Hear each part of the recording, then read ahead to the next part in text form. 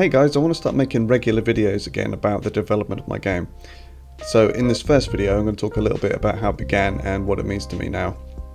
6 years ago I was originally playing around with the idea of a board game based around Resident Evil 4, and I remember talking to a friend of mine about how developing a board game felt like the second best thing I could be doing other than making a video game, and he said, well, why don't you just make a video game then? I thought I'd need to go to university to learn skills for that, so I just thought it was impossible really. However, Tom Francis, the developer of Gunpoint, had made a series of YouTube tutorials about Game Maker, and my friend put me onto that, so I'm super grateful to my friend for convincing me to give it a go, and grateful to Tom Francis for taking the time to share his knowledge in these videos for free. To give a little bit of information about what I was going through at the time, without me getting into it too much because it's fucking depressing, my mum had terminal bowel cancer and I had kind of dropped everything to go look after her for a period of 2 years or so.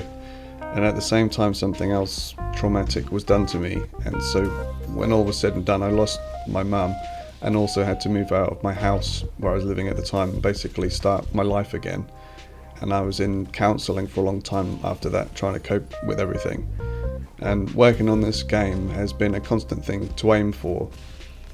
I've been playing games for as long as I can remember, all the way back to the Commodore 64, and in that time I had the dream of making games, as a kid. I guess as we become adults, dreams like that can fade away as we think they're unrealistic or whatever, or just day-to-day life gets in the way. But now, this game is basically my whole life, to be honest. It's what I think about more than anything else. And looking back on where I started with it and everything I've been through, I'm really proud of how it's shaping up. It's no longer just something I was playing around with to keep my mind occupied. I feel like it's become a viable product, a game that other people would want to play. Because of the top-down appearance of it, a lot of people I've spoken to have assumed that it's a bit like Hotline Miami, but I haven't even played Hotline Miami, so that isn't an influence for me. God Hand is one of the primary influences in a lot of the game system and themes, but other than that, games like Devil May Cry, Bayonetta and Doom have definitely played a part in where the game's headed. One of the main things I like in gaming is having options. I want the player to be able to choose their own way of approaching things. So there are a shit ton of options for both hand-to-hand and in terms of weaponry.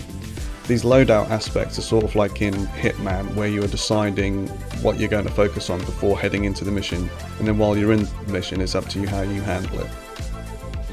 Making sure the game is challenging enough for experienced players is another key thing to me, but at the same time I don't want it to feel obtuse, so the options the player chooses themselves will play a large part in determining how hard it is.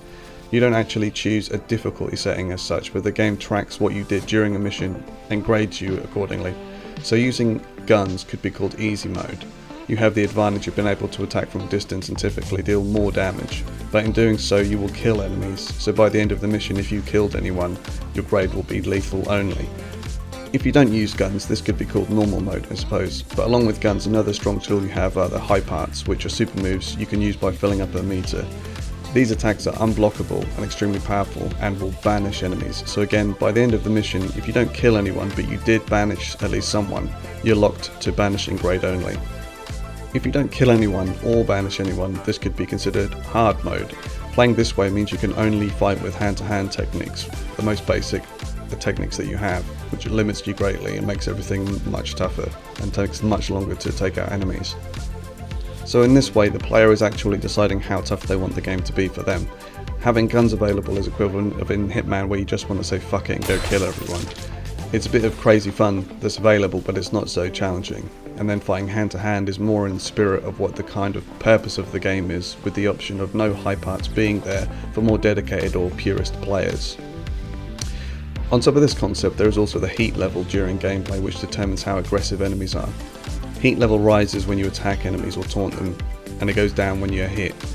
At lower heat levels, enemies will only attack you one at a time and they won't counter your attacks, and their walk speed is lower. As the heat rises, you'll notice you're followed around much more aggressively, enemies will gang up, enemies will counter you and even start to use different attacks on you. This means that regardless of the approach that you're using, if you're struggling the game will actually get easier to accommodate you, and if you're finding it too easy, it pushes back against you. But I don't want experienced players to worry and feel like this just means, fuck it, get hit, who cares? Because your end of mission grade as well as being tied to your lethality, it also is tied to your performance, so each grade can be perfected by not getting hit at all. Which obviously means that the heat level will be higher overall because you won't have been getting hit to lower it, so yeah. Thanks for listening to this first video. I know that if you've been following my game all these years, a lot of what I've said here has been covered in previous videos, but I want this new series of videos to go over absolutely everything. So in upcoming videos, I'll be talking about more specific tools, options and mechanics I've been working on, including those that I've not shown or spoken before.